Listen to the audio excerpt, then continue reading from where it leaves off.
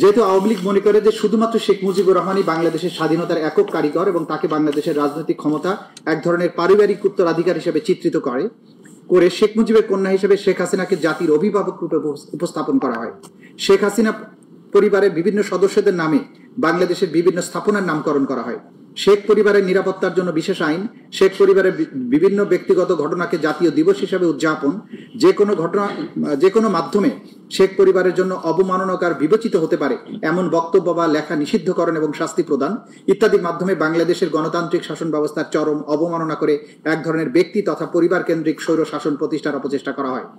এমনকি সংবিধান সংশোধন করে শেখ মুজিবুর রহমানের এবং প্রধানমন্ত্রী হিসেবে তার নিজের ছবি সরকারি ওয়ালটন আবারও মিলিনিয়ার অফারে ওয়ালটন ফ্রিজ কিনে আপনিও হয়ে যেতে পারেন মিলিয়নিয়ার। মিলিনিয়ার ছড়াছড়ি দেশ জুড়ে, এটা শুধু ওয়ালটনই পারে। সহ সকল প্রতিষ্ঠানে প্রদর্শনপূর্বক ঝুলিয়ে রাখতে বাধ্য করা হয়। সারা দেশে হাজার হাজার কোটি টাকা রাষ্ট্রীয় কোষাগার হতে অপব্যয় করে শেখ মুজিবুর রহমানের মুরাল, মূর্তি এবং প্রতিকৃতি তৈরি করা হয়।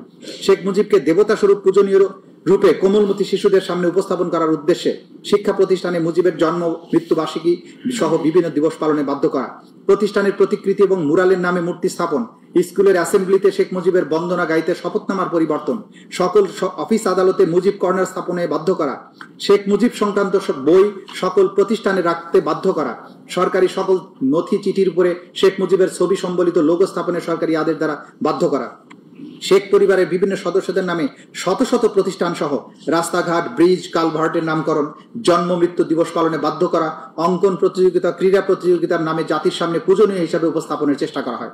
শেখ মুজিবুর রহমানের মূর্তি স্থাপন সহ মুজিব বন্দনায় রাষ্ট্রের 4,000 কোটি টাকারও বেশি খরচ হয়। সকল প্রিন্ট এবং ইলেকট্রনিক মিডিয়ায় নিয়মিতভাবে মুজিব বন্দনা প্রকাশ এবং সম্প্রচার করতে বাধ্য করা হয়।